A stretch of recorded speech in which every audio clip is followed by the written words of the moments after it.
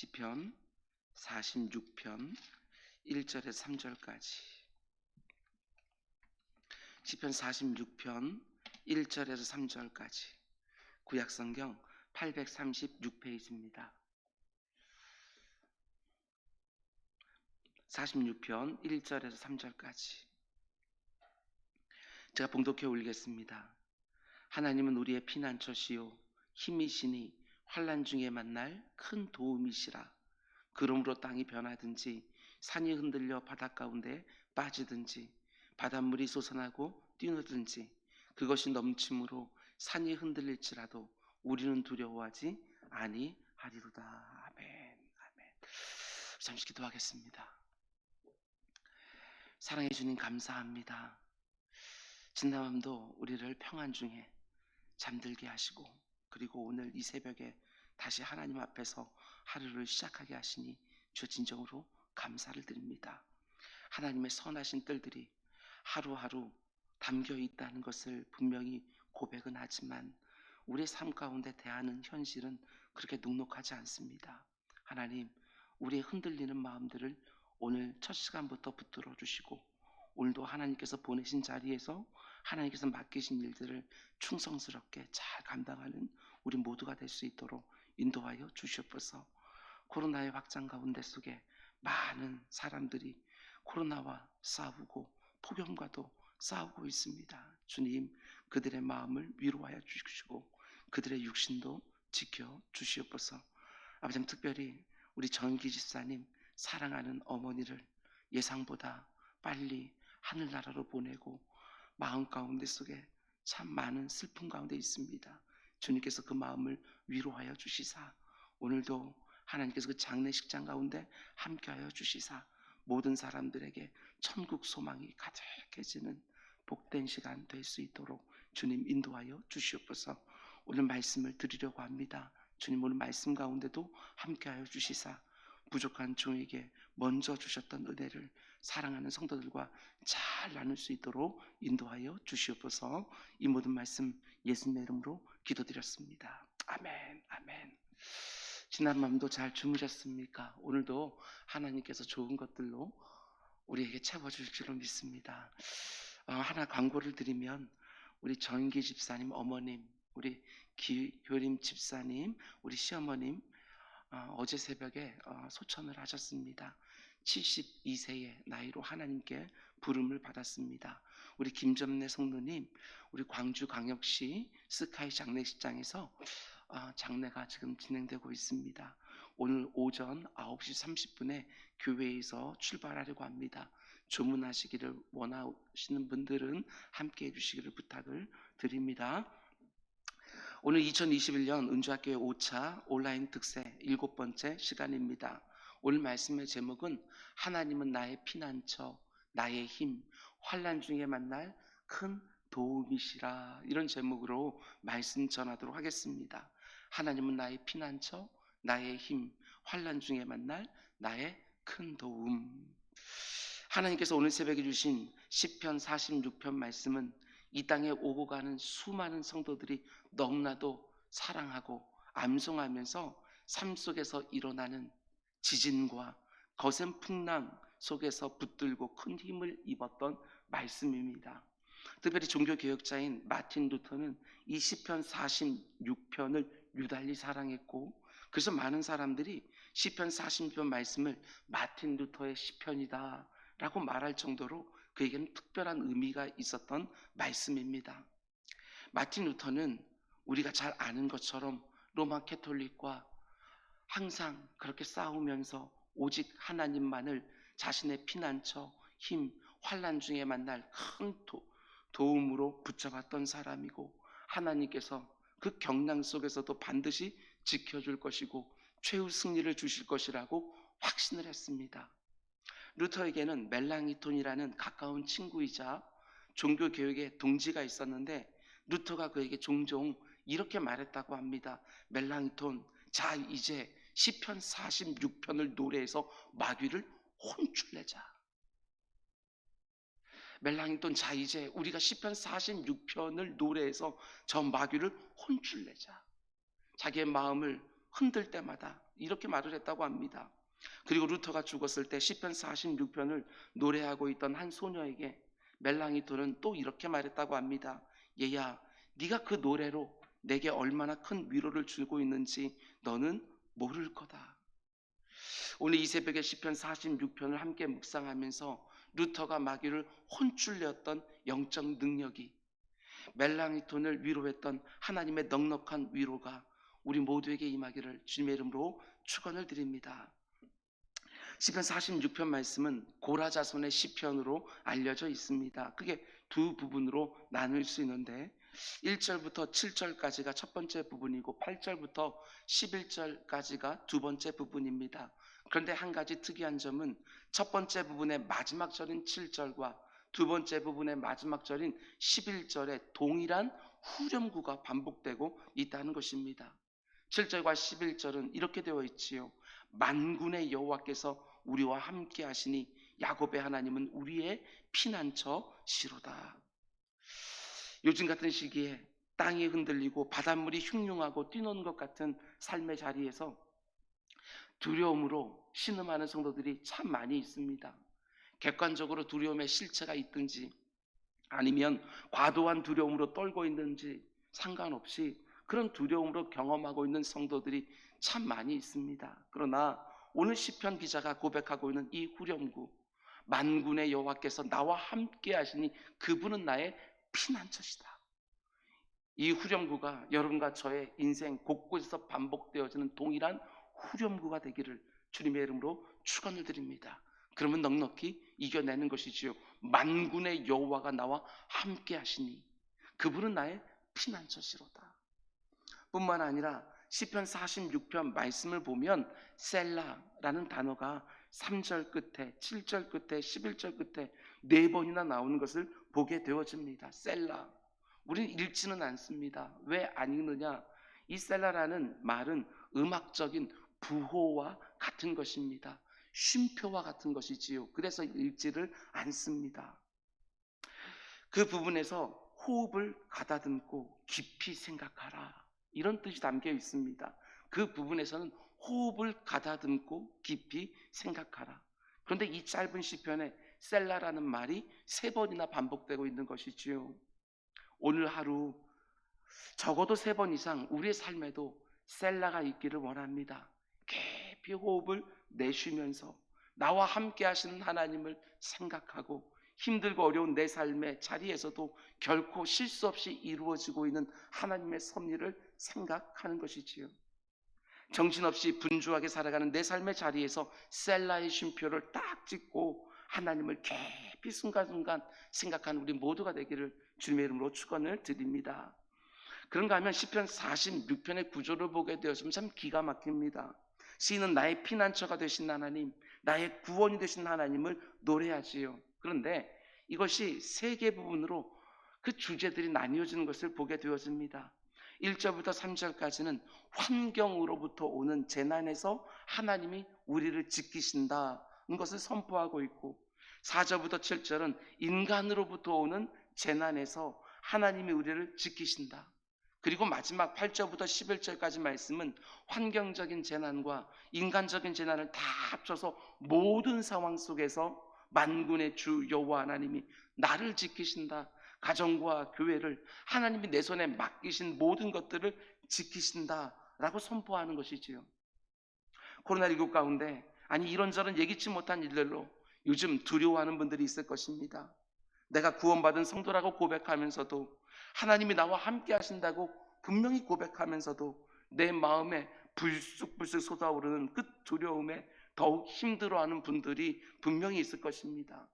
오늘 이 말씀을 통해서 그 두려움으로부터 자유함을 얻게 되는 은혜가 꼭 주어지기를 주님의 이름으로 축원을 드립니다. 오늘 보면 이렇게 시작하지요. 1절, 하나님은 우리의 피난처시오 힘이시니 환난 중에 만날 큰 도움이시라.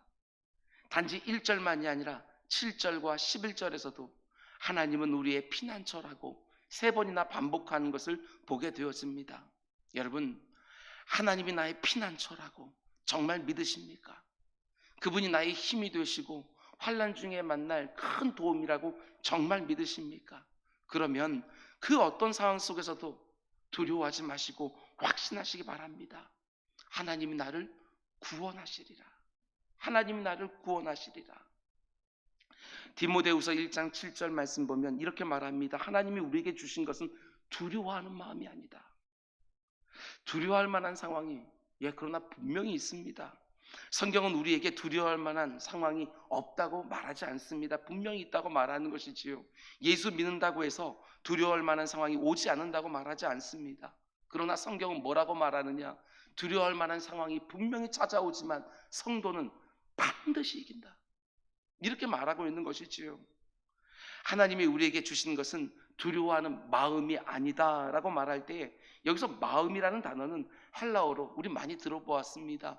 푸뉴마라고 하는 단어입니다. 이 뜻은 영어로 spirit, 영이라고 번역되는 단어이지요. heart라고 번역하지 않습니다. mind라고 번역하지 않습니다. spirit이라고 영이라고 번역하는 것이지요. 그러니까 하나님이 우리에게 주시는 것은 두려워하는 영이 아니다.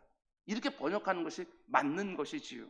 우리들의 마음 가운데 속에 두려움이 임할 수 있습니다. 우리들의 생각 가운데 두려움이 임할 수 있습니다. 그러나 우리의 영은 두려워하지 않는다. 그리고 그 두려워하지 않는 영으로서 마음을 다잡는 것이고 생각을 다잡는 것입니다. 여러분, 제가 두려워하는 마음이라고 번역하기보다 두려워하는 영이라고 번역하는 게 낫다고 생각하는 이유는 두려움이라는 것을 그저 내 마음의 상태나 내 기질이나 내 성향에 따른 어떤 심리적인 상태로 해석을 하면 두려움을 이기기 위한 방법을 이렇게 처방하기가 쉽습니다. 긍정적으로 생각해라. 긍정적으로 생각해. 긍정적인 사고방식으로 두려움을 이길 수 있다고 이 세상처럼 착각할 수 있는 것이지요. 여러분, 아닙니다. 긍정적인 사고방식으로 극복되는 두려움은 아주 작은 두려움에 불과합니다. 그러나 우리를 압도하는 두려움을 극복하는 것은 긍정적인 마음 가지고는 되지 않지요. 오직 하나님이 나의 피난처가 되신다고 하는 그 믿음, 하나님이 나의 구원자가 되신다고 하는 그 믿음만이 그 어떤 두려움도 이기게 하는 것입니다.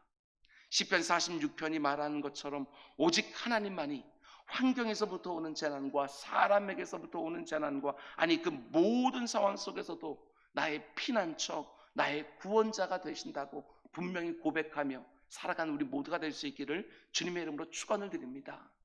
근데 우리가 또 하나 알아야 되는 것은 사실 우리를 두렵게 하는 것들의 실체는 사실 없을 때가 참 많이 있습니다. 오늘의 문제가 아니라 내일의 문제를 가지고 두려워할 때가, 아직 일어나지 않은 일을 가지고 두려워할 때가 너무나도 많이 있지요. 얼마든지 두려워하지 않을 수 있는데 그걸 두려워할 때가 많이 있습니다.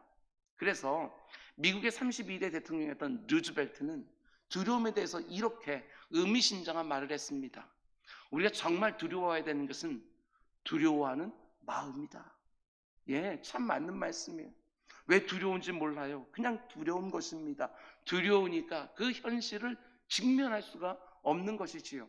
그 현실 속에 담겨져 있는 하나님의 섭리도 분별해낼 수가 없는 거예요. 두려워하는 마음이 나를 압도하고 있으니까.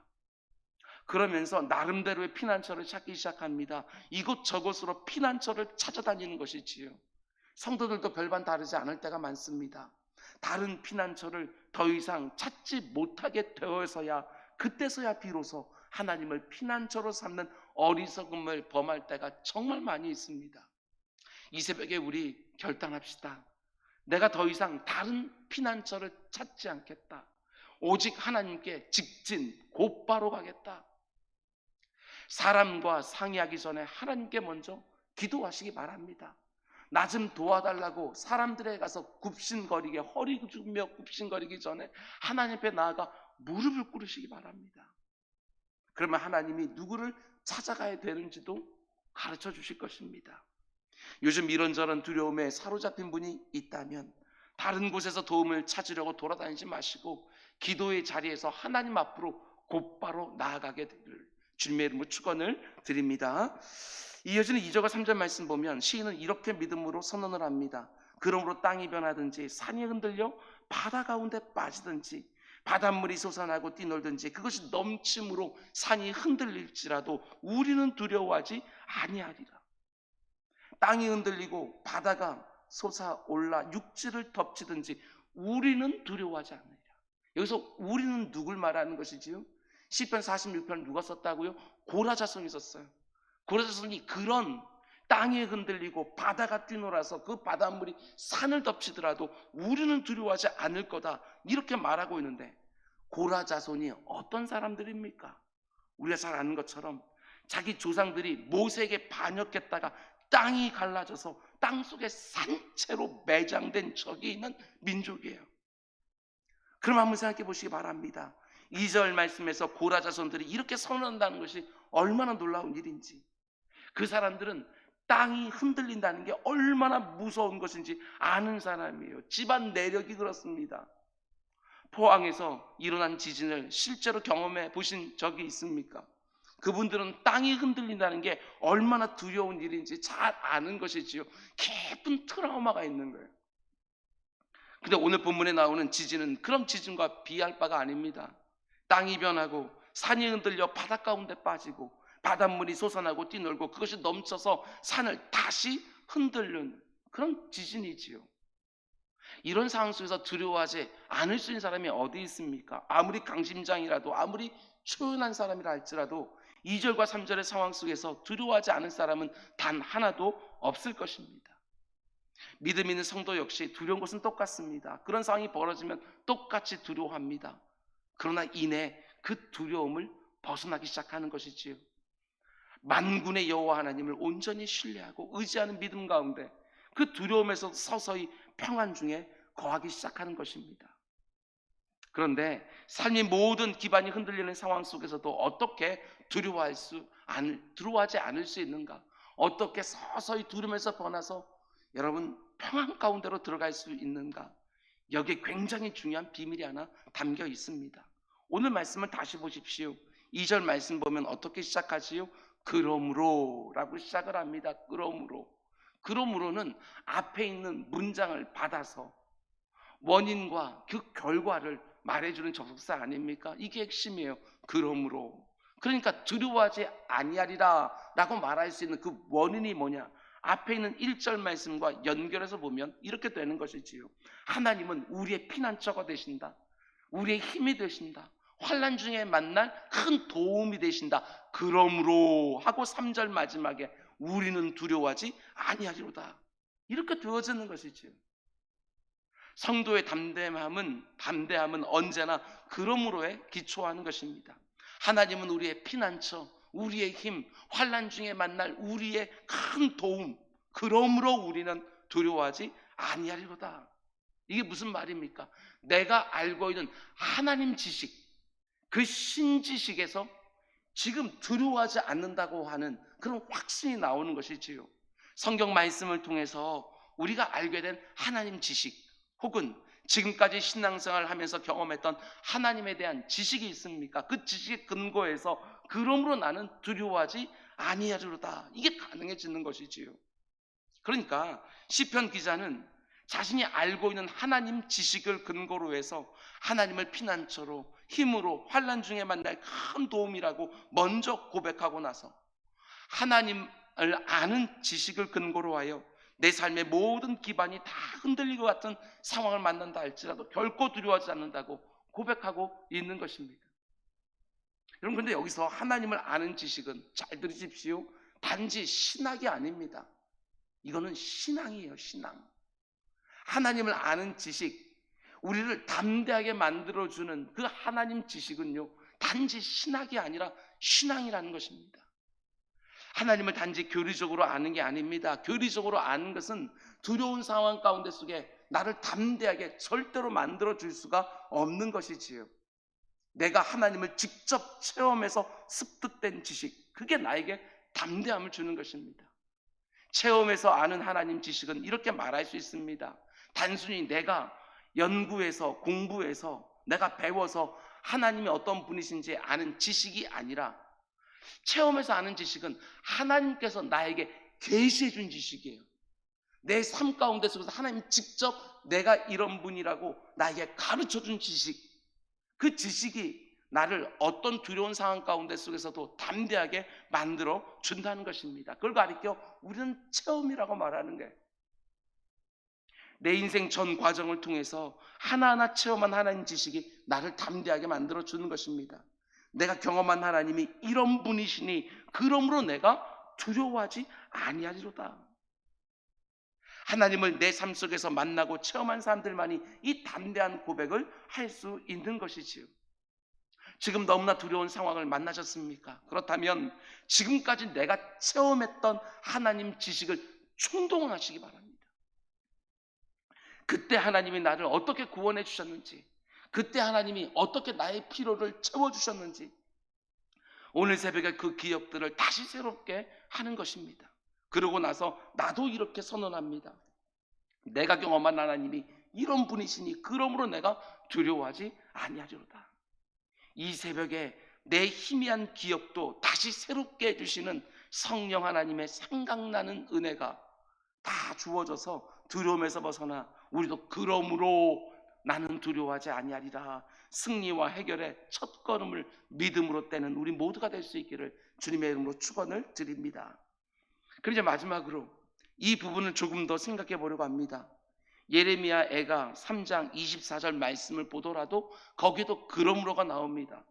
내 심령에 이르기를 여호와는 나의 기업이시니 그러므로 내가 그를 바라리라, 이렇게 말합니다. 하나님이 나의 기업이 되신다는 지식을 가지고 있으니까 그러므로 내가 그를 바라리라, 이렇게 되는 것이지요. 여기서 이 부분을 놓치지 마시기 바랍니다. 내 심령에 이르기를. NIV 영성을 보게 되어지면 이렇게 되어 있습니다. I say to myself, 이렇게 되어져 있어요. 내 심령에 누가 이야기해 줍니까? 내가 내 심령에 이르기를. I say to myself. 이게 중요한 거예요. 제가 이번 특세를 시작하면서 첫날에 말씀을 드렸습니다. 내 자신에게 내가 하는 설교가 가장 강력한 설교다. 제가 너무나도 좋아하는 참 목자상이라는 책을 쓴 청교도 목사님 리차드 백스터가 있습니다. 리차드 백스터 목사님은 언제나 독백의 중요성에 대해서 강조했습니다. 독백의 중요성. I say to myself. 내가 내 심령에 이르기를, 내가 내 자신에게 말하는 독백의 중요성을 강조했어요. 백스터 목사님은 이렇게 말합니다. 진지하게 그대의 마음에 설교하십시오. 내 안에서 불이 타오르는 것을 느낄 때까지 스스로 내 마음에 간절하게 선포하고 호소하십시오. 내 심령에 불이 타오를 때까지 하나님의 생명의 말씀을 가지고 내 자신에게 선포하고 호소하라는 것입니다. 내 자신에게 설교하라는 것이지요. 설교자인 저는 이 강단 위에서 하나님의 말씀을 제 마음대로 이용하지 아니하고 바르고 명확하고 담대하게 전해낼 책무가 있습니다. 이것은 설교자에게 위임된 가장 중요한 책무예요. 그러나 저 같은 목회자의 설교만으로는 절대로 충분하지 않습니다. 설교를 들으셨습니까? 그 설교를 내 자신에게 I say to myself, 내 자신에게 다시 그 설교라는 과정들이 반드시 필요한 거예요. 지금 내 심령에 뭐라고 말해야 되느냐? 오늘 하나님께서 우리에게 주신 말씀이 있지 않습니까? 그 말씀으로 선포하고 호소하고 설교하고, 언제까지? 내 심령에 그 말씀이 완전히 불을 붙여놓을 때까지. 하나님은 나의 피난처시오 힘이시니 환난 중에 만날 나의 큰 도움이시라. 그러므로 나는 지금 이 상황 속에서도 두려워하지 아니하리로다. 내 영혼을 향해서 이 새벽에 내 영혼에 불이 붙을 때까지, 내 영혼에서 두려움이 사라질 때까지 아주 강력하게 설교를 하는 것이지요. 이게 너무나 중요합니다. 내 영혼을 계속해서 각성시켜야 되는 거예요. 스스로에게 들은 말씀으로, 묵상한 말씀으로, 아침에 그 말씀을 묵상했으면, 아침에 이 말씀을 들었으면 하루 종일 그 말씀을 주야로 묵상한다는 게 무엇이죠? 내 자신에게 설교하는 거예요. 선포하면서 내 영혼을 각성시키는 거예요. 마치 다른 사람들에게 말하는 것처럼 내 영혼과 거리를 두고 선포하는 것이지요. 때로는 왜 두려워하냐고 책망하고, 때로는 하나님만 바라라고 호소하는 거예요. 이 설교가 끝나자마자 기도 자리에 쑥 들어가서 오늘 들은 이 말씀을 가지고 시편 46편을 가지고 내 영혼을 각성시키면서 없어야 될 것들을 쫓아버리시고 있어야 될 것은 불이 타오르게 만드는 우리 모두가 될 수 있기를 주님의 이름으로 축원을 드립니다. 여러분, 내가 내 자신에게 설교하는 게 얼마나 중요한지 다니엘서 12장 3절 중간부터 보면 이런 말씀이 있습니다. 우리 잘 아는 말씀이에요. 많은 사람을 옳은 대로 돌아오게 한 자는 별과 같이 영원토록 빛나리라. 그러나 많은 사람들을 옳은 대로 돌아오게 하는 것은 내 자신을 옳은 대로 돌아오게 하는 데서 시작된다는 거, 너무 당연하지 않겠습니까? 다른 사람들에게 누군가를 향하여 회개하라고 말하기 전에 회개의 메시지를 내 영혼에게 먼저 간절하게 선포하셔야지요. 그래야 나도 살고 그 사람도 사는 거예요. 다른 사람들에게만 두려워하지 말라고 말하지 마시기 바랍니다. 예수 그리스도의 평안의 복음을 내 영혼에게 먼저 강하게 선포하는 것이지요. 아무리 내 인생에 땅이 흔들리고 산이 흔들리고 바다가 뛰노는 것 같은 두려운 상황이 닥쳤다 할지라도 결코 하나님 없는 사람처럼 겁에 질린 토끼처럼 그렇게 살 수는 없는 거 아니겠습니까? 마치 사자처럼 그 어떤 것에도 두려워하지 않고 포효할 수 있는 담대함이 있어야 되지 않겠습니까? 천만이 나를 에워싸칠지라도 내가 두려워하지 아니하리라. 악한 사단 마귀가 우는 사람처럼 울부짖으며 삼킬 자를 찾고 있는데 어떻게 그 앞에서 토끼처럼 겁에 질려 있을 수 있겠냐는 것입니다. 하나님을 아는 지식을 가지고 그러므로 내가 두려워하지 아니하리로다. 이 담대한 고백이 이 새벽에 여러분과 저의 고백이 꼭 되기를 주님의 이름으로 축원을 드립니다. 기도하겠습니다. 우리의 피난처요, 우리의 구원이시요, 우리의 힘이시요, 환난 중에 만날 우리의 큰 도움이 되시는 하나님, 우리 마음의 두려움이 가득해질 때가 얼마나 많은지 모릅니다. 우리 가운데 마치 땅이 흔들리는 것처럼 산이 흔들리는 것처럼 인생의 모든 기반들이 코로나 가운데 속에서, 아니 코로나가 아닐지라도 일상의 어려움 가운데 흔들리는 분들이 참 많이 있습니다. 주의 사랑하는 백성들을 지켜주옵소서, 보호하여 주옵소서, 그 필요를 공급해 주옵소서. 무엇보다 그 마음에 하나님을 믿고 의지하는 성도의 담대함을 허락하여 주셔서 두려워하는 중에 망하는 성도들이 하나도 없도록 그 마음과 생각을 평안으로 지켜 주옵소서. 물 가운데 지날 때도 함께 해주시겠다고, 강을 건널 때도 물이 침범하지 못하게 해주시겠다고, 불 가운데 지나갈 때도 타지 않을 거라고 약속해 주지 않으셨습니까? 그 약속을 믿고 오늘 하루도 또 삶의 현실로 뛰어들어가 모든 상황을 평안 중에 정확하게 분별하고 판단하게 하여 주시고 하나님이 공급해 주시는 지혜와 능력을 가지고 능히 감당하고 넉넉히 이기는 또 한 날 되게 하여 주옵소서. 이 시간 우리 모두가 말씀에 의지하여 스스로에게 선포하고 설교합니다. 만군의 여호와 하나님은 나의 피난처시오 힘이시니 환난 중에 내가 만날 큰 도움이시라. 그러므로 나는 이 상황에도 두려워하지 아니하리로다. 스스로에게 이 말씀을 설교할 때마다 하나님 그 선포되는 말씀을 효력 있게 하여 주시사 아버지 생명의 말씀으로 역사 살아 움직이는 말씀으로 역사하여 주시사 그 선포한 설교대로 오늘 하루 평안 중에 모든 것 감당하는 주의 사랑하는 백성들 다 되게 하여 주옵소서. 예수님의 이름으로 기도드렸습니다. 아멘.